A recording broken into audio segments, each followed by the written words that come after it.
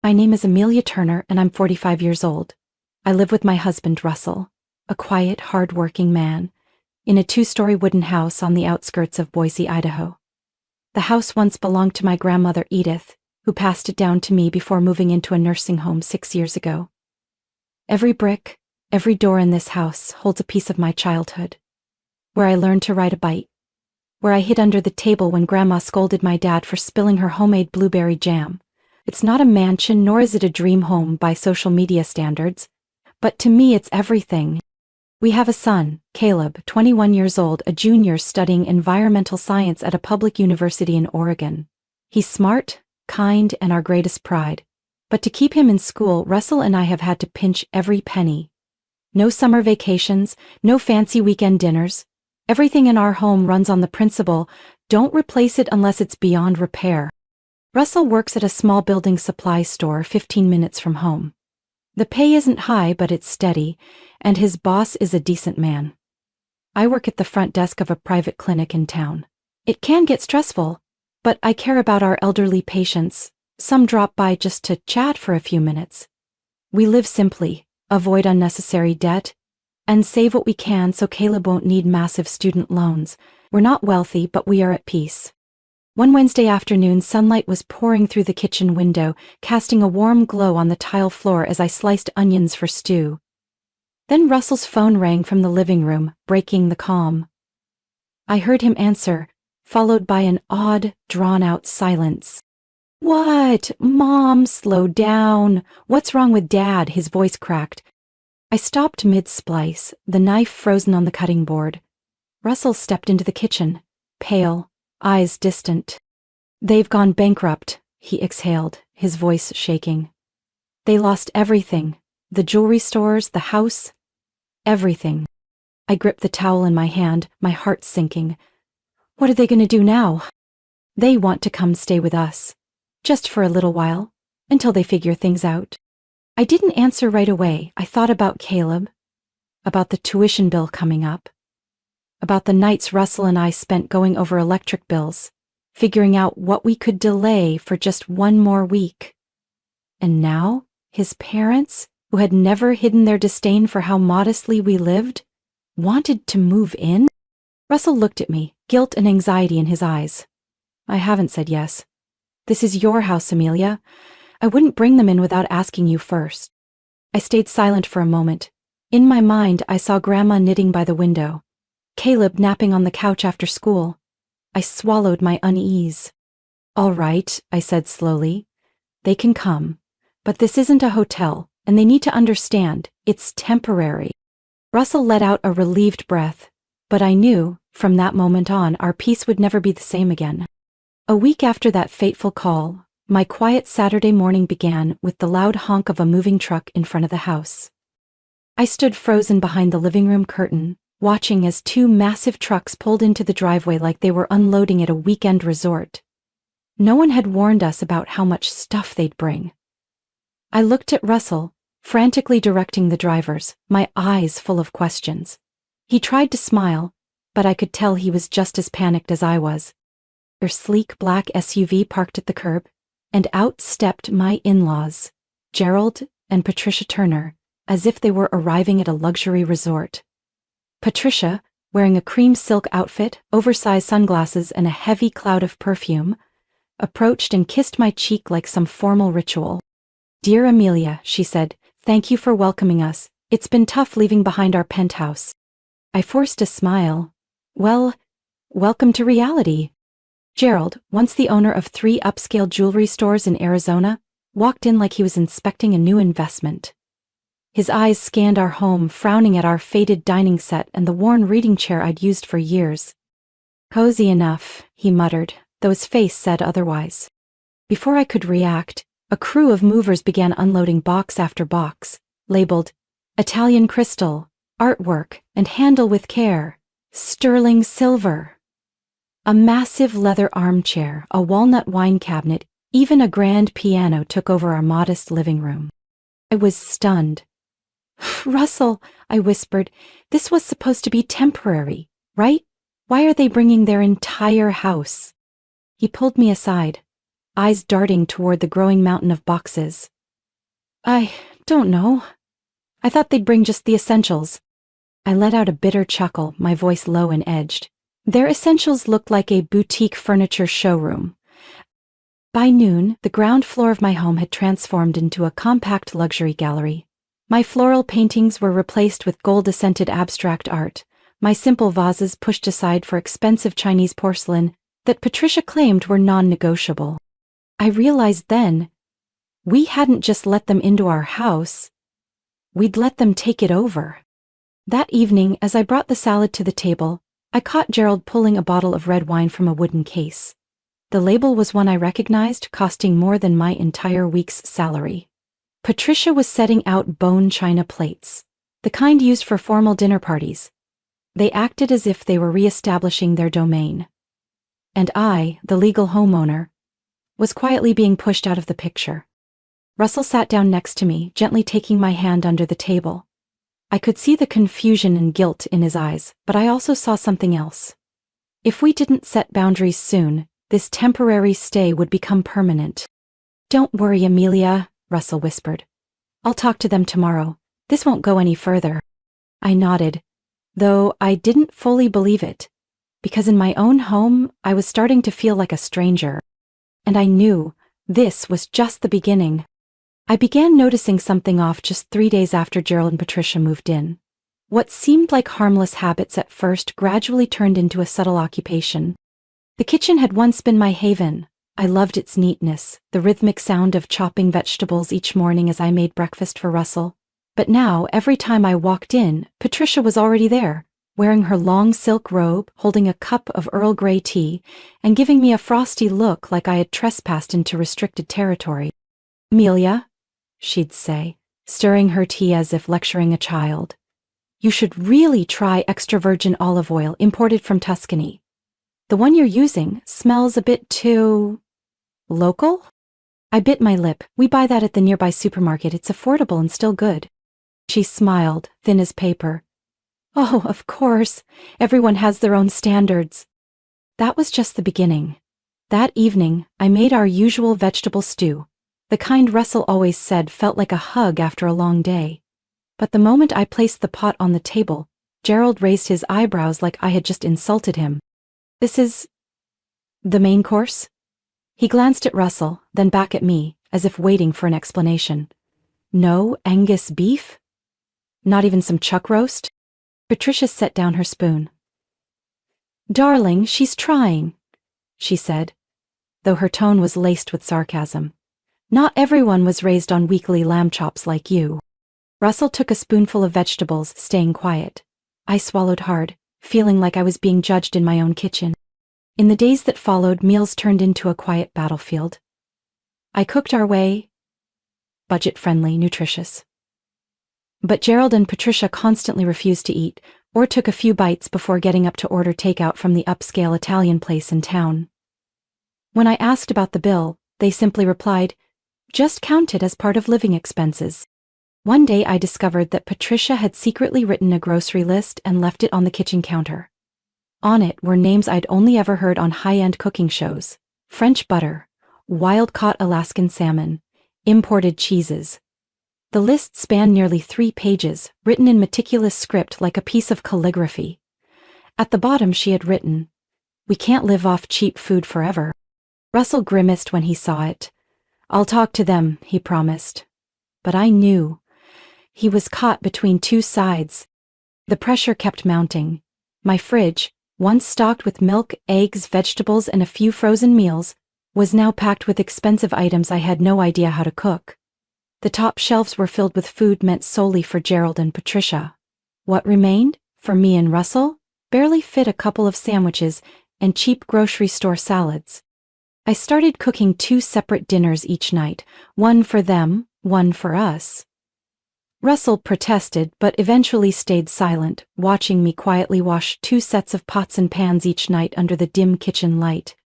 One evening, as I placed a simple plate of pasta on the table, Gerald cut into his steak on fine bone china and said casually, "Amelia, you should learn how to make beef Wellington. It's not that complicated, just takes a bit of effort." I looked at the now cold pasta on my plate. then at his beef. Likely worth our entire weekly grocery budget. I don't have time to wrap meat in pâté and bake it in puff pastry, I said, trying to stay calm. We both work full-time. Patricia nodded, her voice sugary sweet but sharp as a blade. Yes, well, I suppose when you're not used to higher standards, everything does feel exhausting. Russell put his fork down. He looked at them squarely, his eyes firm. That's enough, he said. This is Amelia's house. She's not your personal chef. If you're unhappy, we can eat separately, but don't expect her to sacrifice every evening to cater to you both. Gerald shook his head. Russell, don't let emotions cloud your judgment. We're family. A decent meal shouldn't be too much to ask. I clenched my glass, holding back a surge of emotion. I had tolerated enough. But I also knew, if I stayed quiet any longer, I'd lose not only my home, but the respect within it. That night, for the first time in weeks, I began drafting a plan to fight back.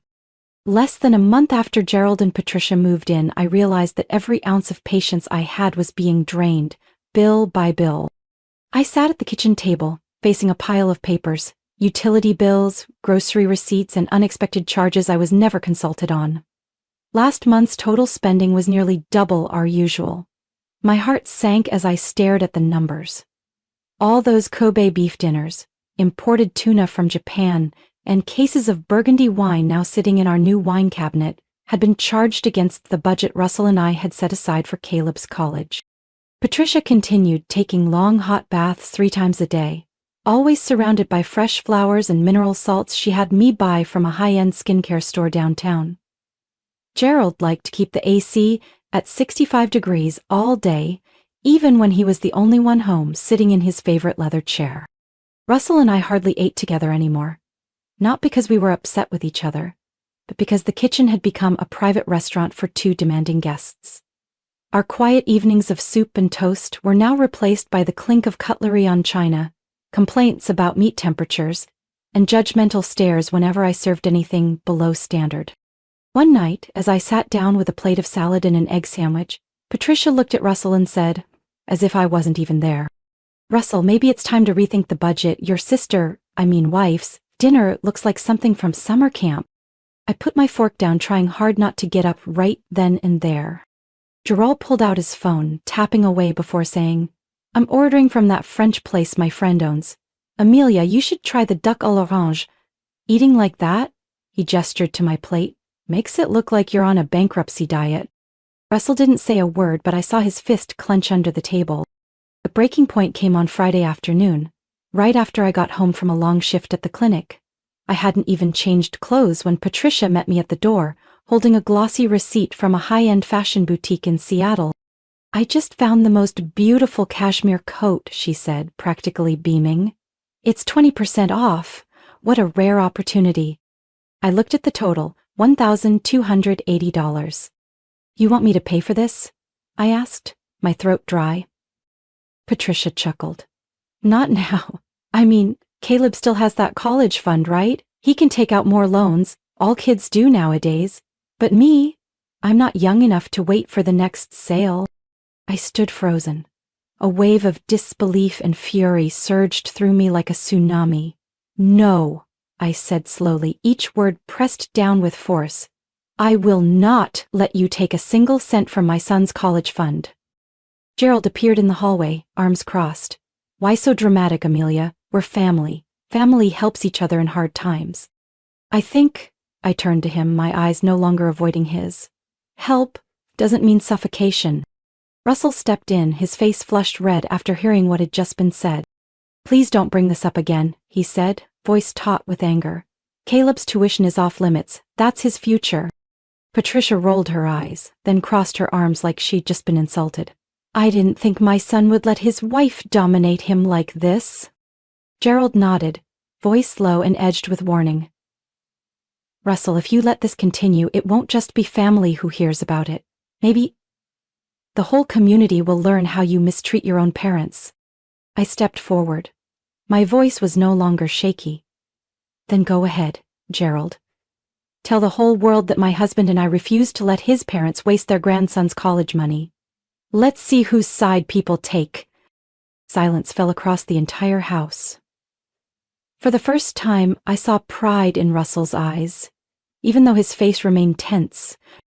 Patricia turned away, her eyes brimming with tears as if I had been the cruel one. Gerald muttered one last sentence. "You'll regret this." That night, I sat in our bedroom staring out the window at the streetlight, my heart hollow. I knew one thing for sure. The storm hadn't passed, it had only just begun. The following evening, dinner in our house felt suffocating. On the table were 2 imported steaks. Patricia had insisted I order from an upscale restaurant in the city, plated on her precious bone china. And for me and Russell? We had lentil soup made with leftover carrots and a few slices of toasted bread. Nothing new. This had become the depressing routine for the past 2 weeks. Patricia savored a bite of steak, then glanced at my bowl of soup with thinly veiled disdain. "Amelia," she said, placing her utensils down like she was about to make an official announcement. "You need to understand one thing. When living with family, the quality of life shouldn't be dragged down just because someone has budget constraints." Before I could reply, Gerald cut in, his voice flat but dripping with judgment. "Russell, you're a grown man. How can you sit there and watch your wife serve dinner like we're in some kind of boot camp?" Russell put his spoon down. I saw it in his eyes. Something had snapped. He braced his hands on the table, slowly stood up and turned to face them. Not as the easygoing son they once knew, but as the man of this house, defending what was his. "That's enough," he said, his voice deep and clear enough to make Patricia freeze mid-breath. "This is Amelia's house, the house her grandmother left to her. A home we've worked in, lived in, and raised our child with our own hands. You came here for help when things fell apart and we opened our doors. But from day one you treated this place like a hotel, and us like your staff." "Russell, you've misunderstood," Patricia interrupted, trying to salvage the mood. "No, I understand exactly what's happening," he cut her off, eyes locked on them. "Starting today, no more separate meals. Every dinner will be shared, one menu, cooked within our budget. Don't like it? You're free to cook for yourselves, but you won't be using this household credit card to do it." Gerald raised an eyebrow. "So, we're supposed to eat like you? Porridge and instant noodles?" I put my spoon down. For the first time in days I wasn't afraid to speak. "That's what we've been living on, and it's been enough to keep us working, to maintain this house, pay for Caleb's education, and cover everything you two are enjoying for free." Patricia leaned back in her chair, her gaze distant for a moment. But Gerald wasn't going to give in so easily. "My son's being led around by his wife? How sad." He shook his head. "You used to be strong, Russell, now look at you." "Beth." The sound of Russell slamming his hand on the table echoed through the room. The water glass rattled, silverware clinked sharply against china. "Enough. If anyone in this house insults my wife again, I'll be the first one to pack your bags and drive you out of here." No one spoke. The air was frozen solid. I felt a tightness in my chest. Not from anger this time, but from the swell of emotion rising. A moment later, Russell's tone softened, but his words stayed firm. "We can't keep going like this. We've tried. But if you want to stay, you have to respect the way this home operates. If not, then it's time you find another place to live." Patricia lowered her head in silence. Gerald took a deep breath, then stood up and walked upstairs without saying another word. Dinner ended in silence, but for the first time in weeks that silence felt necessary. After cleaning up, Russell and I sat on the front porch. The night breeze was cool, but his hand holding mine made my heart warm again. "I'm sorry I let you endure this for so long," he whispered. I leaned my head on his shoulder. "I know you tried, but from now on we're in this together, no more backing down." That night I slept better than I had in weeks, but I also knew calm waters rarely stay still for long. We thought things might finally settle down after that tense dinner, but I soon realized the peace in our house was nothing more than a thin coat of paint covering the storm beneath. 3 days after the family meeting, I came home from the clinic to a strange, rich aroma, luxurious and unmistakably not from the vegetable soup I'd prepped the night before. I walked into the kitchen and froze. On the table were two fancy takeout boxes from La Brasserie, the upscale French restaurant Russell and I only dared to admire from outside their window. Beside them sat a deep red bottle of Italian wine, already uncorked, with two sparkling crystal glasses. Patricia emerged from the living room, hair tied up, wearing a new velvet robe. "Oh, Amelia, you're back. I noticed no one was cooking today, so I ordered something light." "We already agreed, Patricia." I kept my voice steady. "No one orders food without paying for it themselves. You did the opposite." She gave a soft laugh and shrugged, like I'd just complained about the weather. "I figured I could settle up later. Gerald will reimburse it." Just then, Gerald walked in from the yard, phone in hand. He didn't look the least bit surprised to see me, like this had all been pre-planned. "Sweetheart, tonight's dinner is a little treat. Let's not be so rigid. Life needs a touch of elegance, don't you think?" I didn't answer. I simply stepped forward and stared at the two receipts, totaling over $230. That night, Russell called them into the kitchen. He laid the receipts out on the table, his voice firm and clear. "This is the last time. Any unplanned expenses from now on must be paid immediately, otherwise please move out." Gerald frowned. Patricia stayed quiet, but her eyes betrayed her simmering anger. I knew they wouldn't stop easily. And I was right. One afternoon, as I was wiping down the old bookshelf under the stairs, I heard a loud crash. From the living room, shattering glass. I ran in to find my grandmother's green crystal vase, one of the most precious keepsakes in the house, laying in pieces across the hardwood floor. Gerald stood there, still holding a magazine. He looked at the shards and shrugged. "Loose table leg. Who could have guessed? That thing probably wasn't worth much anyway." I was speechless, my whole body shook, not from the vase, but from that careless attitude. "That was the last gift my grandmother gave me before moving into assisted living," I said, voice tight. "It's not something you measure in dollar value." Patricia walked in from the kitchen, saw the mess, and let out a light laugh. "Oh, come on, don't get worked up over an old vase. If you want, I'll find you a similar one at an antique shop." Russell walked in just as I was picking up the shards with my bare hands. He rushed over, pulled the cloth from my grip, then turned sharply to Gerald. "You broke it?" he asked, voice hoarse with restrained fury. Gerald didn't deny it. "Yeah. But like I said, accident. Want a full incident report?" The air turned thick. I saw Russell's jaw tighten. He looked at me, then back at them. "We've been far too accommodating," he said, eyes sharp as blades. "You broke the agreement, kept spending recklessly, and now destroyed something we deeply value." Patricia folded her arms, tone dripping with sarcasm. "If everything here is so valuable, why not lock it all in a glass case?" I shot to my feet, my face flushing hot. "Because this is my house, and I thought, foolishly, that when you welcome someone into your home, you shouldn't have to hide what matters most, just to keep it safe." I was wrong. Gerald smirked. "Honestly, I think we were the ones who made the mistake, coming back here at all." I walked straight toward the stairs, but before leaving I turned around and said loud enough for both of them to hear, "Tomorrow, we're going to sit down. One last time. If you don't accept the terms of living here, I'll be contacting the family attorney. This house is still under my name." Patricia froze. Gerald squinted, as if for the first time they truly felt control slipping from their hands.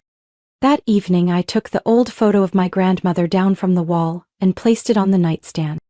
I whispered, "I'm sorry I haven't kept the house the way you hoped, but tomorrow I'm taking it back."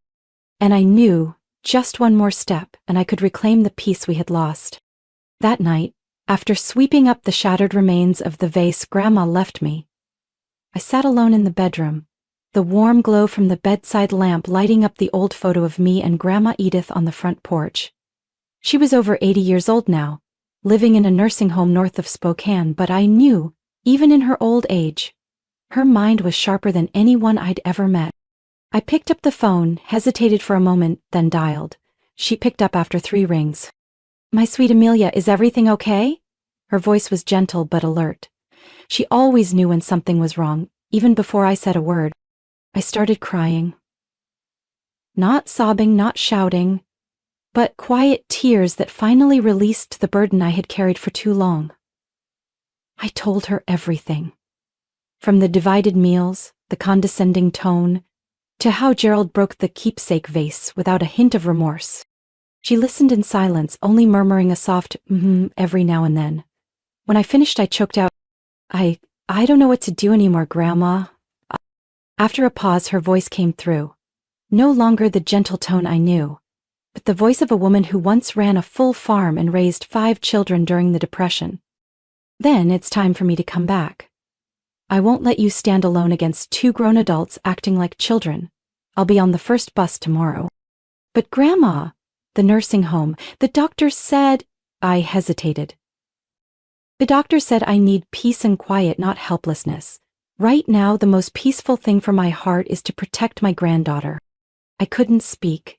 For the first time in weeks, I felt something bloom in my chest, something like hope. 2 days later, a silver SUV pulled up in front of the house. I opened the door and saw Grandma Edith, in her teal cardigan, cane in hand, eyes bright like a flashlight cutting through the dark. Surprised? She grinned, nodding toward the back seat. Help me with my suitcase, it's heavy, full of property contracts. Patricia peeked out from the kitchen, freezing the moment she saw her. Gerald pretended to read the newspaper, but I saw his eyes dart. Calculating. I'll take the downstairs study, Grandma declared like a general reclaiming her post. It needs some tidying, but it's time that room served its purpose again. The downstairs is for guests, Patricia muttered. I'm not a guest, I'm the owner, Grandma shot back without hesitation. That night, she called everyone into the living room for an emergency meeting. Gerald was 3 minutes late and she scolded him outright. Next time, be on time. This isn't a golf game. She pulled out a stack of papers and laid them on the table. This house is still under my name. I granted Russell and Amelia long-term occupancy rights, which do not include transfer to anyone else. And I certainly never approved turning my home into a French restaurant or high-expense spa. Patricia went pale. Gerald tried to interrupt, but she raised her hand to silence him. I'm not finished.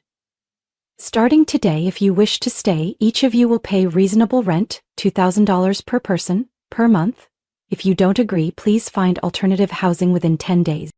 Grandma Etta, that amount is outrageous, Gerald snapped. It's no more than what you've already spent on salmon, imported beef, and wine every week, she replied, not blinking.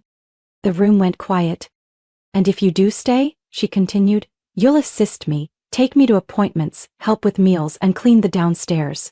I don't need guests. I need people who behave like family, not royalty demanding service. Patricia pressed her lips together. Gerald crossed his arms, face flushed. But for the first time, I saw their eyes filled not with arrogance, but confusion. After Edith's meeting, the atmosphere in the house changed dramatically. No one dared order takeout anymore. My grandmother, though elderly, only needed a single glance to return the household to order. That evening, I sat beside her on the porch. The moonlight glinted off her silver hair, and in that moment she looked like she belonged to the house, like a piece of its quiet soul that had finally returned home. Thank you, Grandma, I whispered. She gently squeezed my hand. You're stronger than you think. But being strong doesn't mean you have to be alone. I nodded, and for the first time in days I could finally exhale. The battle wasn't over, but at least I no longer had to fight it alone. The next morning, the air in the house still hung heavy with the weight of Edith's words from the night before. I woke up early and headed to the kitchen to make coffee, only to find her already sitting there, upright in her wooden chair, holding a thick notebook like a head accountant preparing a quarterly report. Russell walked in after me, still rubbing the sleep from his eyes, when she looked up and said, Russell, we need to have a clear conversation with your parents today. We can't let this house become a stage where someone else plays the lead. I nodded, heart pounding faster than usual. I knew, when Grandma Edith spoke like that, she meant every word. At 9 a.m., Gerald and Patricia entered the living room as requested. Patricia wore a faux fur coat, one of the few items she hadn't yet sold or stashed. Gerald wore his usual expression of nonchalance, as if everything that had happened these past few days was nothing more than a mildly unpleasant tea party. Grandma Edith sat in the center of the room like a judge who'd heard enough testimony. I'll be direct, she began, her tone steady but firm. Starting today, you have 2 options. 1. Pay $4,000 a month in rent. This is a valuable home, and you've been living like it's a 5-star resort. Patricia's jaw dropped. $4,000? Are you joking? In a small town like this? Edith smiled slightly. I'm not quoting market price. I'm naming the cost of coexisting with other people's dignity. Gerald frowned and stood up. I don't think you have the right to force this. She raised a file folder and flipped to a page bearing a notary seal. I am the legal owner. All usage rights granted to Amelia and Russell are temporary and revocable if I believe the family's well-being is being compromised. I stayed quiet in the corner of the room, but every word Grandma spoke sliced through Gerald and Patricia's pretense like a blade. If you don't want to pay, she continued, then option 2. Stay, but help care for me every day. That includes cleaning the first floor, preparing meals for the household, taking me to my appointments, and making sure I don't have to carry bottled water around like before. Patricia let out a short gasp. You want us to be house staff? Edith didn't blink. I want fairness. I've let you stay here for 2 months rent-free, break things, insult my grandchildren, and still act like victims. Gerald clenched his jaw. And what if we choose neither? She shrugged and tapped the armrest of her chair. Then in 10 days I'll have my lawyer file for eviction. It's that simple. The room fell into total silence. No one dared to speak. Russell finally broke the tension. Mom, Dad, we never wanted it to come to this. But if we're going to live together, everyone has to be accountable. No one stands above the rest. I added, meeting Patricia's eyes for the first time without fear. My son Caleb shouldn't have to sacrifice his future just so you two can live in luxury. Patricia glanced at Gerald, her eyes filled with doubt. Gerald stayed silent, his expression shifting as if mentally calculating his exit strategy. Grandma Edith stood, cane in hand, and walked to the center of the room. Slow but firm. I'll expect your answer by next Monday morning, and if I don't get one, I'll assume you've chosen the third option, leave this house.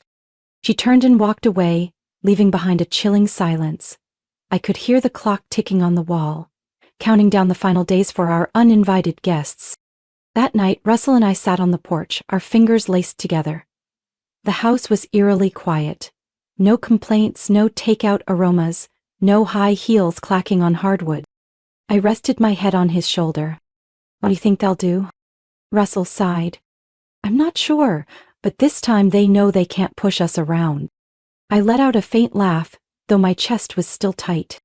I've never seen Grandma that fierce before. She's Edith, Russell said, half joking. When she sets her mind to something, the universe steps aside. I looked out at the yard where the porch lights cast a golden glow on the trees. For the first time in weeks, I felt hope. Not as a fantasy, but as something real. We weren't alone anymore. And this house, finally, was becoming what it was meant to be. A home, not a hotel for the entitled. On Monday morning, just as Grandma Edith had scheduled, I walked down to the living room with a strange calm. Not dread, but anticipation with a pinch of nerves. Russell had gotten up early to help make coffee. Neither of us said much. We didn't need to. We both knew this day was a turning point. At exactly 9 a.m., Gerald and Patricia appeared. They no longer walked with that haughty strut. Instead, their demeanor was quiet, tired. Patricia wore an old gray sweater with no makeup, and Gerald's stubble had grown out, making him look visibly older in just a few days. They sat across from us. Grandma Edith remained in her chair at the center, her gaze as sharp as the day she stepped through that door. Gerald was the first to speak, his voice low and slow. We have thought it through, and we've decided to leave. I didn't hide my surprise. Even though I had prepared myself for this, hearing them admit it out loud stirred something hard to describe. Patricia continued, and for the first time in weeks, her voice didn't carry that usual sarcasm. We found a small 2-bedroom apartment on the outskirts of Spokane. It's not a penthouse, but it'll do. Gerald gave a small nod. An old friend offered it at a reduced price. We had to sell a few things to pay off some debt and cover the deposit. The room was silent for a moment. Grandma Edith gently set her teacup down on the table. I respect that choice. Sometimes a smaller space helps you see the bigger things in life more clearly. Patricia lowered her gaze. Gerald said nothing more, but for the first time he didn't look at Amelia with superiority. 2 days later, a small moving truck pulled up to the curb. No massive trucks, no team of 4 or 5 movers like when they arrived. Just one older man and a young guy, slowly carrying boxes out from the garage. I stood on the porch, watching the scene with a strange sense of relief, yet not satisfaction. It wasn't triumph. It felt more like someone had just taken a heavy yoke off my neck. Patricia walked past me, carrying a small box filled with old photo frames. She paused, turned back, and there was something softer in her eyes. I was wrong, Amelia. I shouldn't have treated you like that in your own home. I gave a small nod. No bitterness remained in my heart. Gerald followed, rolling a suitcase. No luxury watch on his wrist anymore. Russell, he said as his son stepped forward to help, you're stronger than I gave you credit for. Hold on to that. Russell just gave his father's hand a gentle squeeze. That afternoon, when the house returned to its quiet state, Grandma Edith called me out to the backyard. She sat on the old rocking chair, folding up several papers in her file folder. You know, she began, when I signed over the living rights to this house, I worried you'd be too soft on people who didn't know boundaries. But today, I'm proud. I sat beside her and smiled quietly. It took me a long time to learn that lesson. And now you've learned it. This isn't just a house. It's a border, and you now know how to defend it. A week later, I heard that Gerald and Patricia had sold some jewelry, a few expensive furniture pieces, and repaid their emergency bank loan. Their new apartment was in a retirement complex, not far from downtown, but quiet enough. No more lavish visitors. No French wine or imported steak. But I heard they'd started cooking their own meals. The story didn't end with a collapse. It ended with a timely fall that reminded them the ground was still beneath their feet. That night, Russell, Grandma Edith, and I sat around the cleaned wooden table. No fancy courses. Just carrot soup, toasted bread, and a peace so deep it made me feel grateful. How long are you staying, Grandma? I asked while clearing the table. Until the day my little Amelia doesn't tremble when she reaches for the phone to ask for help, she said, her eyes twinkling. I hugged her tightly, knowing that while the storm had passed, the light she brought would never leave. 2 weeks after Gerald and Patricia left, our house returned to its natural rhythm. Quiet, tidy, and warm. No more complaints about low-class meals, no more perfume lingering in the halls, and, most importantly, no more feeling like a guest in my own home. Grandma Edith stayed. She said, "My granddaughter has fought long enough alone. Now I want to see her truly relax." Honestly, I didn't want her to leave any time soon. Every morning, I'd wake to the gentle creak of the rocking chair on the back porch, the scent of peppermint tea wafting from the kitchen, and her familiar morning call. "Rise and shine, sweetheart, even strong women need a proper breakfast." She never brought up the past again, never mentioned Gerald or Patricia. Instead, she told stories of the days when she raised 4 kids selling milk and eggs, when she worked 2 jobs to keep the house from foreclosure. Every story felt like a sprinkle of courage landing gently in my chest. One Sunday morning, while I was hanging laundry out on the porch, she stepped out with her cane, looked toward the hills, and quietly said, "As I think it's time I head back to the retirement home. I know my work here is done." I set the blanket down and took her hand. "Are you sure? How about staying a few more days? I still need someone to tell bedtime stories." She chuckled. "No, Amelia, you've changed. The way you stand, the way you set boundaries, the way you protect your family. I'm not worried about you anymore. A strong woman doesn't need someone to stand in front of her, just beside her." I hugged Grandma tightly, unable to speak. Her presence had been like a quiet pillar in the storm. When everything felt on the verge of collapse, she was the one who held this house together. That afternoon, Russell drove her back to the retirement home. Before getting into the car, she turned and said, "Don't let anyone cross the boundaries you've drawn, especially those who call themselves family, but forget the word respect." I nodded, watching the car disappear down the bend, feeling both relieved and strangely hollow. What I didn't expect was that, the moment the door closed, I felt more confident than ever. Life with Russell slowly returned to rhythm. Simple dinners filled with laughter, Quiet afternoons working on the backyard and evening FaceTime calls with Caleb as he excitedly shared stories about class. I realized I no longer glanced nervously at every price tag at the grocery store. Not because we had more money, but because I had less fear. We started rebuilding our financial plans.